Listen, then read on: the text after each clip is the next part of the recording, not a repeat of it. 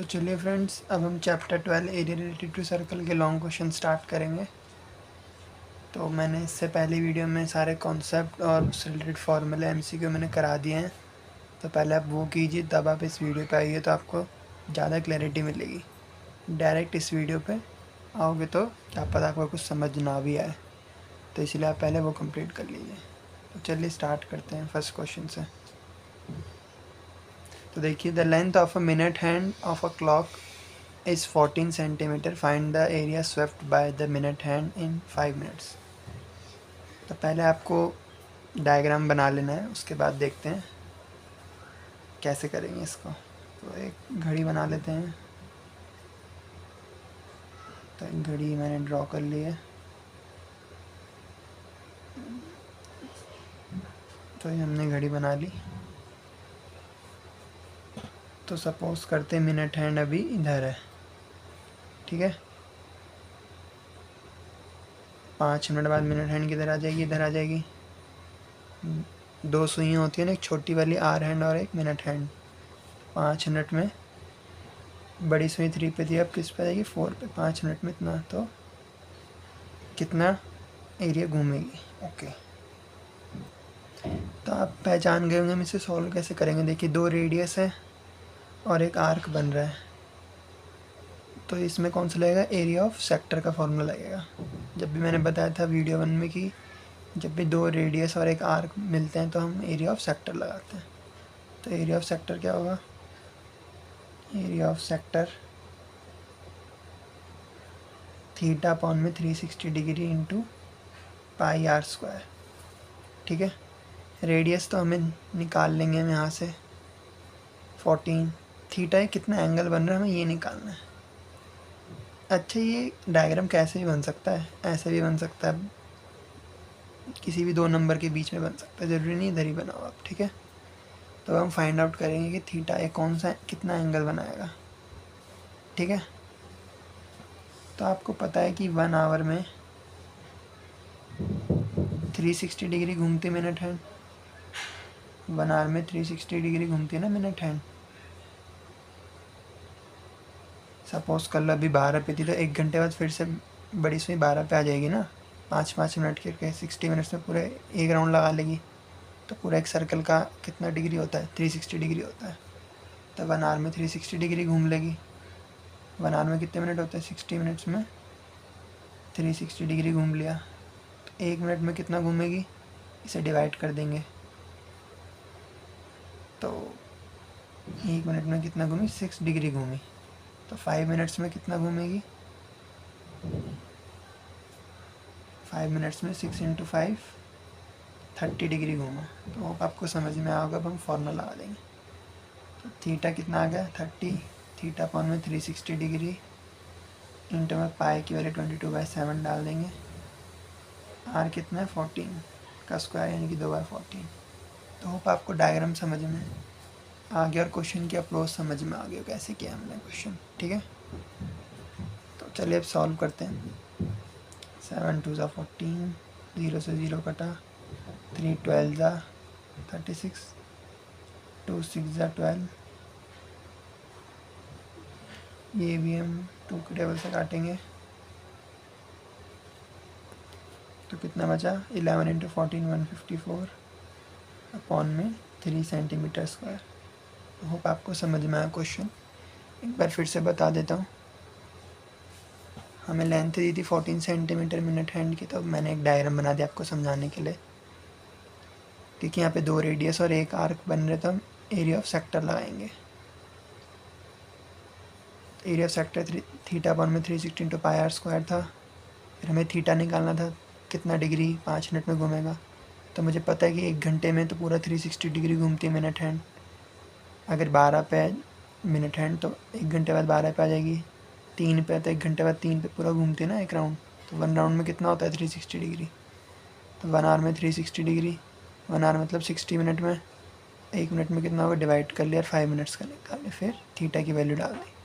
तो होप आपको क्लियर हो गया कि कैसे करेंगे क्वेश्चन नंबर 1। चलिए क्वेश्चन 2 स्टार्ट करते हैं। तो चलिए फ्रेंड्स, क्वेश्चन 2 स्टार्ट करेंगे। A chord of a circle of radius 12 centimetre subtends an angles of 120 degree at the center। पहले डायग्राम बना लेते हैं। तो सर्कल हो गया, 12 सेंटीमीटर लंबी कॉर्ड है, रेडियस 12 है, और एंगल कितना बना रहा है बीच में 120 डिग्री। होप आपको समझ में आ गया होगा। और एक कॉर्ड हम इसे ज्वाइन कर देंगे तो कॉर्ड बन गई। तो होप आपको डायग्राम समझ में आ गया होगा। ठीक है। अ कॉर्ड ऑफ अ सर्कल एक कॉर्ड है जो कि रेडियस कितना है 12 सेंटीमीटर और एंगल 120 डिग्री बना रही है। तो डायग्राम समझ में आना काफ़ी ज़रूरी है, अदरवाइज़ क्वेश्चन में बहुत डिफ़िकल्टी आएगी।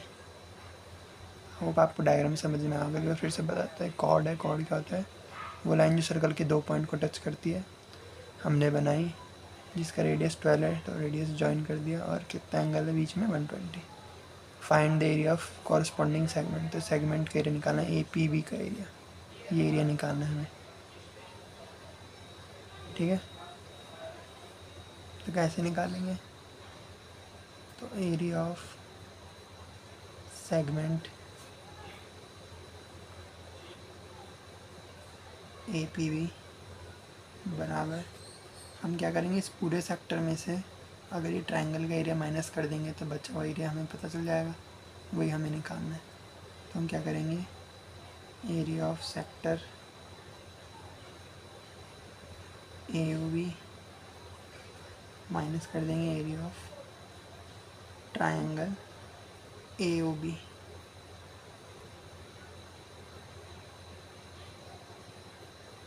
ठीक है, एरिया ऑफ सेक्टर AOPB में से माइनस कर देंगे area of triangle AOB।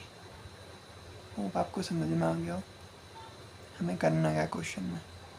Question समझ में आ गया, मैं फाइंड आउट क्या करना है। तो चलिए अब सॉल्व करते हैं।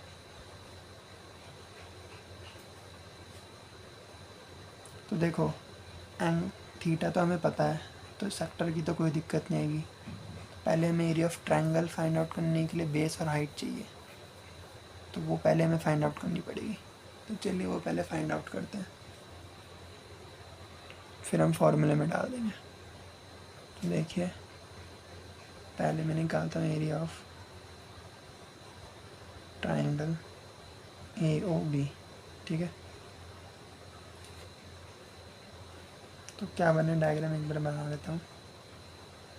ये था ट्रायंगल का डायग्राम मेरा, 12 सेंटीमीटर 12 सेंटीमीटर AB और O, ये 120 था।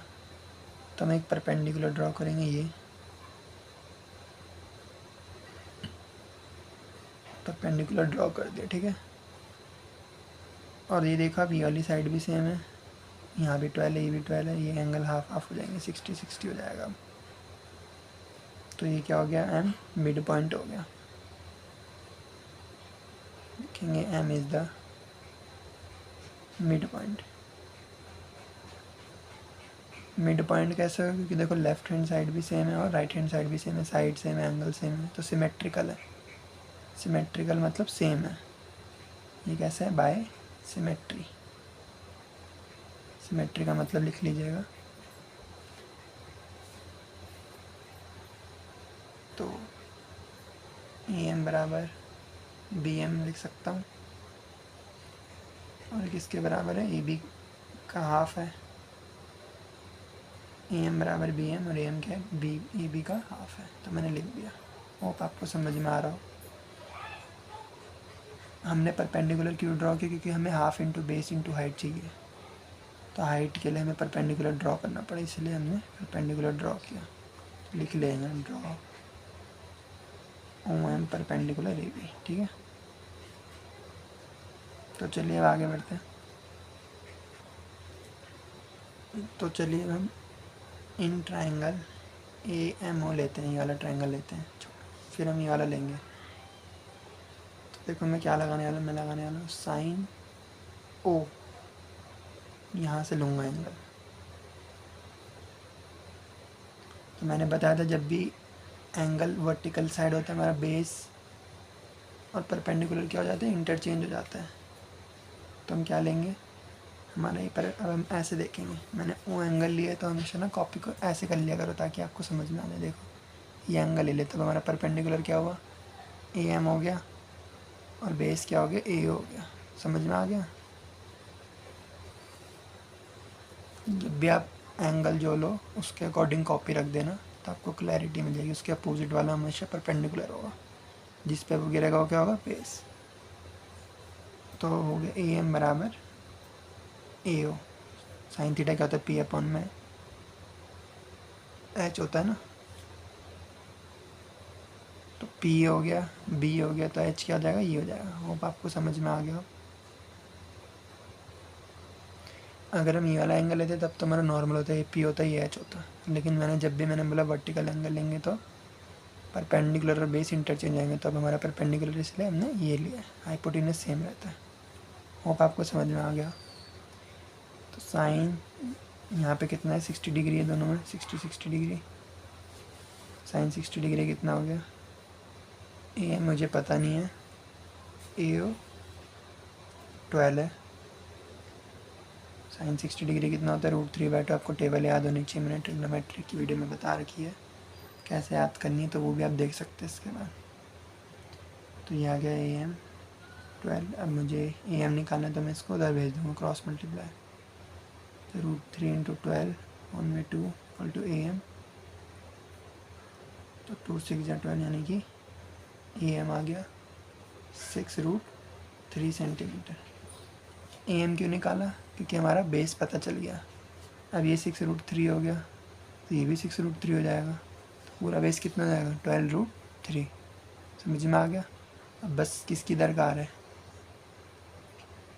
इस ओ एम की दरकार, उसके बाद हमारा वो भी हो जाएगा। तो अब हम इन ट्राइंगल बी ओ एम लेते हैं। देखो मैं इजी क्वेश्चन करा के भी निकल सकता हूँ, लेकिन मैं अच्छे लग रहे क्वेश्चन कराता हूँ ताकि आपके अच्छे प्रैक्टिस हो, पेपर में ऐसे क्वेश्चन आते हैं। बेसिक क्वेश्चन तो फॉर्मूले जो कराएं बस उनमें पुट करना होता है, वो थोड़ी आएगा पेपर में। तो इसीलिए मैं कह रहा हूँ बाकी चैप्टर की भी वीडियोस देख लो, उसमें भी ऐसे ही कराया मैंने। तो अब बी ओ एम देखते हैं। तो मैं कॉस ओ क्या होता है, बी अपॉन एच। पहले बी ए था, अब बी क्या हो जाएगा, ये हो जाएगा, क्योंकि वर्टिकल एंगल ये तो पी और बी चेंज हो जाएंगे। अब बी हो गया बेस, ऐसे बी अपॉन में एच होता है, लिख लो। बी क्या हो गया, ओ एम, यानी क्या हो गया, बी ओ। कॉस 60 समझ में आना, मैंने कॉस क्यों लिया मैंने कॉस लेने का रीज़न क्या था, देखो ये साइड भी आ गई, ये साइड मुझे गिवन थी, मुझे एक साइड क्या चाहिए था जो गिवन हो, और एक मुझे निकालनी है ओ एम, तो इसलिए मैंने कॉस थीटा लिया। कॉस थीटा से दोनों चीज़ें आ गई, एक जो गिवन थी और एक जो निकालनी है, ताकि मैं मिसिंग फिगर निकाल पाऊँ। तो होप आपको समझ में आया मैंने कॉस थीटा क्यों लिया है।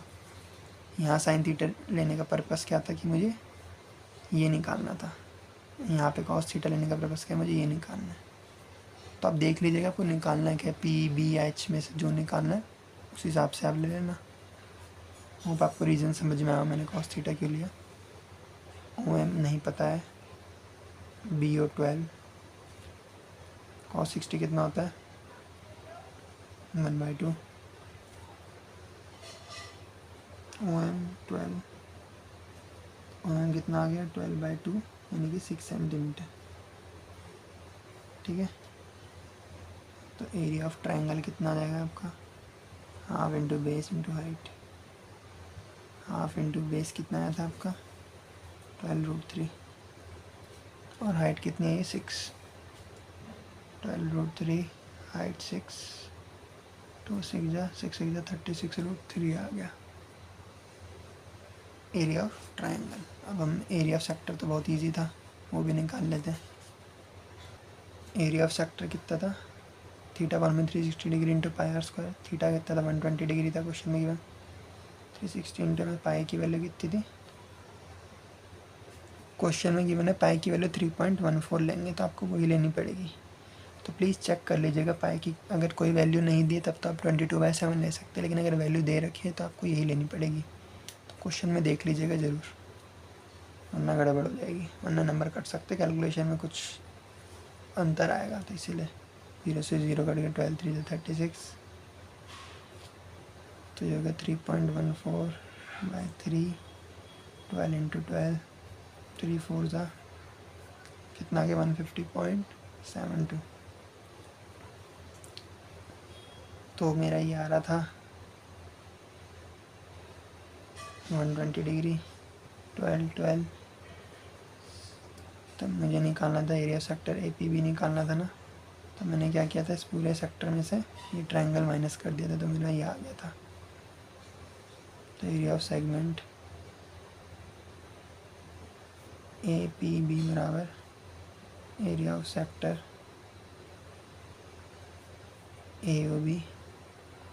AOPB minus area of triangle AOB। कितना एरिया ऑफ सेक्टर 150.72 माइनस कितना आया था एरिया ऑफ ट्रायंगल 36√3। हमें क्वेश्चन में √3 की वैल्यू भी दे रखी है, तो हम वो भी डाल देंगे। 1.73 दी थी क्वेश्चन में, 1.73 डाल देंगे। 150.72 माइनस 62.28, तो कितना आ गया 88.44 सेंटीमीटर स्क्वायर। तो होप आपको ये समझ में आ गया हो। जब भी रफ सेगमेंट निकालना होता है तो सेक्टर में से हम ट्रायंगल माइनस कर देते हैं। मैंने पहली वीडियो में डिटेल में बताया, तो आप वो भी देख सकते हैं। उसमें मैंने अच्छे लेवल के NCERT एग्जाम्पलर के MCQ भी करा रखे हैं, जिसके पेपर में आने में बहुत हाई चांस है, तो वो भी कवर कर लीजिएगा। काफ़ी अच्छा क्वेश्चन था, ये भी पेपर में आ सकता है। तो चलिए क्वेश्चन थर्ड पे चलते हैं। तो चलिए फ्रेंड्स, क्वेश्चन थर्ड स्टार्ट करते हैं। A horse is tied to a peg at one corner of a square shaped grass field of side 15 centimetre. ये स्क्वायर है, इसकी टोटल साइड कितनी 15 सेंटीमीटर की है, ठीक है। हमने एक हॉर्स को बांध रखा है। पैग मतलब यहाँ पे वो पैग नहीं है जो आप सोच रहे हो, पैग मतलब होता है खूंटा, तो जहाँ से बांध रखा है रस्सी, ठीक है। हमने इस घोड़े को बांध रखा है, घोड़ा बहुत सुंदर है। ड्राइंग पे कृपया मत जाए, क्वेश्चन को समझें। तो बोल रहा है कि हमने एक हॉर्स को एक जगह बांध रखा है, तो रस्सी की लेंथ थी 5 सेंटीमीटर। तो हमें क्या निकालना है, the area of that part of the field in which horse can grace. तो हॉर्स जितने पार्ट में ग्रेस कर पाएगा, ग्रेस मतलब होता है चरना, तो हॉर्स रस्सी बनी तो हॉर्स इतने ही पार्ट में जा सकता है। ये जो पार्ट है, तो हमें इस पार्ट का एरिया निकालना है। किस पार्ट का, इस पार्ट का, ठीक है। तो ये में 5 था गिवन, रोप की लेंथ, तो ये भी 5 है, रेडियस है, रेडियस तो सारे इक्वल होते हैं, ठीक है। और ये कितना डिग्री है, स्क्वायर के सारे एंगल कितने डिग्री के, तो 90 डिग्री थे, कितना 90 डिग्री का है। तो सिंपल फार्मूला लगा देंगे, एरिया ऑफ सेक्टर लगाएंगे। कितना होता है एरिया ऑफ सेक्टर, अब तो याद हो गया होगा आपको, थीटा अपॉन में 360 degree into pi r square. Formula हर बार लिखें तब याद होगा। थीटा है 90 डिग्री, अपॉन में 360 इंटू में पाई की वैल्यू 3.14 मेंशन है, तो वही लेंगे। आर की वैल्यू थी 5 का स्क्वायर, 2 बार लिख दिया, 0 से 0 कटा, 9 4 ज़ा 36।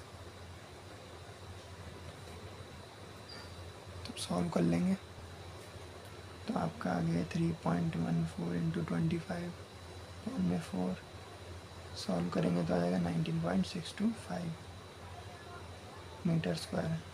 तो अब आपको समझ में आ गया होगा, इतने पार्ट में हॉर्स चर सकता है, घास खा सकता है। अच्छा, क्वेश्चन में आ गया है, मान लो ये पूछ दिया area in which horse can't graze. उसका एरिया निकालो जिसमें हॉर्स घास नहीं चर सकता। तो उसका एरिया कैसे निकालेंगे, हमने चरने वाले का निकाल दिया, तो टोटल में से अगर हम चरने वाले का माइनस कर देंगे, तो ये जो बाकी हिस्सा बचा, यहाँ हॉर्स नहीं खा सकता, रस्सी तो अलाउ ही नहीं करेगी जाने के लिए इतनी दूर, तो ये पार्ट हमारा निकल जाएगा। हम पूरे स्क्वायर में से ये एरिया माइनस कर देंगे, ठीक है। तो क्या करेंगे, area of field minus area of part that horse can graze, ठीक है। ये पूछ सकते हैं। तो एरिया फील्ड कितनी है, स्क्वायर का एरिया कितना होता है 15 सेंटीमीटर साइड से 15 का स्क्वायर माइनस 19.625, 225 माइनस 19.625 तो कितना आ जाएगा 0.375 205।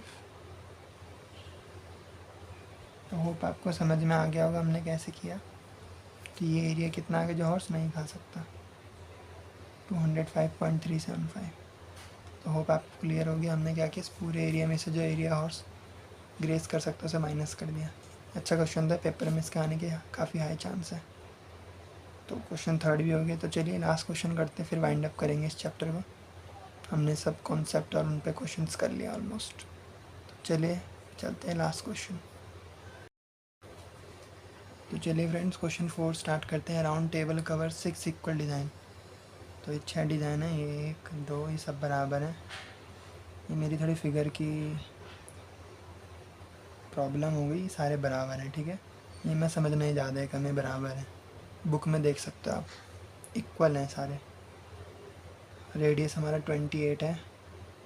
तो हमें कॉस्ट निकालनी है इस पूरे डिज़ाइन को बनाने में। तो आप देख रहे होंगे कि सारे बराबर हैं। मैं क्या करता हूँ, इसे सेंटर है ओ, यहाँ से सब ज्वाइन कर देता हूँ। एक लाइन ये हो गई, सारे अपोजिट वर्टेक्स को ज्वाइन कर देता है।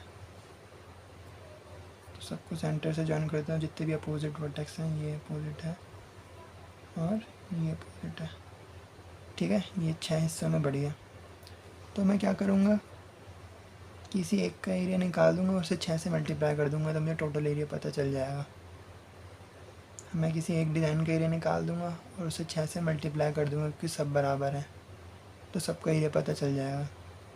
और लास्ट में उसे रेट से मल्टीप्लाई कर दूँगा कितना रेट है, तो मुझे टोटल कॉस्ट पता चल जाएगी। देखिए आपने फिगर जाननी पहचानी लग रही होगी, मैंने क्वेश्चन 2 में बताया था। ये क्या है आप देख सकते हैं। मैं खाली एक की फिगर बनाऊँ तो ये कुछ ऐसी बन रही होगी।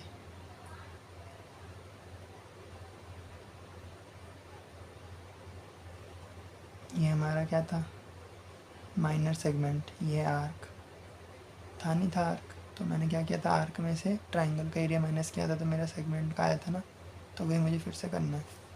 अब देखिए पूरा 360 डिग्री होता है। ये 6 इक्वल पार्ट में, तो यानी कि सारे 60 डिग्री होंगे। सब 60 डिग्री होंगे नहीं होंगे, सारे 60 डिग्री होंगे। तो थीटा मुझे पता है। अब सेम मुझे फिर से वही करना पड़ेगा, मुझे एरिया ऑफ ट्राइंगल निकालना है। एरिया ऑफ ट्राइंगल मुझे निकालना है। तो आपको पता है ये ट्राइंगल, तो हम सेम वैसे ही प्रोसीजर करेंगे जैसे पहले किया था। तो आपको याद होगा परपेंडिकुलर गिराएंगे, परपेंडिकुलर गिराएंगे। ये 28 सेंटीमीटर है रेडियस, ये 60 था पूरे, तो 30 हो गया। ये हम नाम दे देते हैं। तो सेम करेंगे अब। तो पहले इन ट्राइंगल AOM देखेंगे, साइन 30 लगाएंगे क्योंकि मुझे ये निकालना है और मुझे ये पता है। तो ये वर्टिकल एंगल है, तो परपेंडिकुलर बेस क्या हो जाएंगे, इंटरचेंज। वैसे तो ये परपेंडिकुलर ये बेस है, लेकिन वर्टिकल एंगल की वजह से ये परपेंडिकुलर ये बेस हो गया। P अपॉन मैच होता है फॉर्मूला, तो वही करेंगे P अपॉन मैच। P क्या है, AM अपॉन में वो है 30 डिग्री होता है √3/2, AM अपॉन में 28, तो कितना आ जाएगा, क्रॉस मल्टीप्लाई करके 8 √3 divide by 2 AM 14 √3 equal to में AM आ गया। अब इन ट्राइंगल BOM करते हैं, cos 30। अब मुझे क्या मिलेगा, बेस ये हो गया अपॉन में H, बेस है OM, H है 28, cos 30 1/2। आपको चार्ट याद होना चाहिए। cos थीटा लिया है तो बेस ही हो जाएगा और हाइट ही हो जाएगी, हाइपोटेन्यूस 28/2 m आ गया 14, तो ये 14 आ गया, ये आ गया 14√3, 14√3। टोटल बेस कितना होगा 28√3 और हाइट कितनी होगी 14। अब तो सिंपल है, 7 ज़ा तो हो जाएगा 196√3। √3 की वैल्यू क्वेश्चन में गिवन थी, डाल देंगे 1.7, ये आ गया 3.2 सेंटीमीटर स्क्वायर। और एरिया ऑफ सेक्टर कितना आया था मेरा, थीटा अपॉन में 360, थीटा कितना था 60 अपॉन में 360 डिग्री, पाई की वैल्यू 3.14, आर था मेरा 28।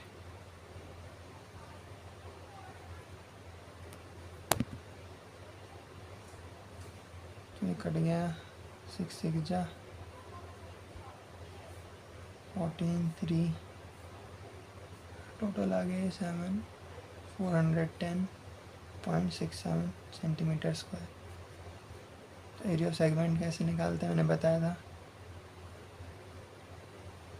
माइनस कर देंगे सेक्टर में से ट्रायंगल के एरिया का। ये याद रखना, बहुत इंपॉर्टेंट क्वेश्चन है, पेपर में इसके आने का है चांस है, ठीक है। एरिया ऑफ डिज़ाइन कितना हो जाएगा, ऐसे 6 डिज़ाइन थे, area of design 6 into total एक का जो एरिया है तो सेगमेंट का, तो 464.82 सेंटीमीटर स्क्वायर, ये आ गया area of design. Total cost of painting निकाल देंगे कॉस्ट से मल्टीप्लाई करके, कॉस्ट ऑफ मेकिंग आ जाएगी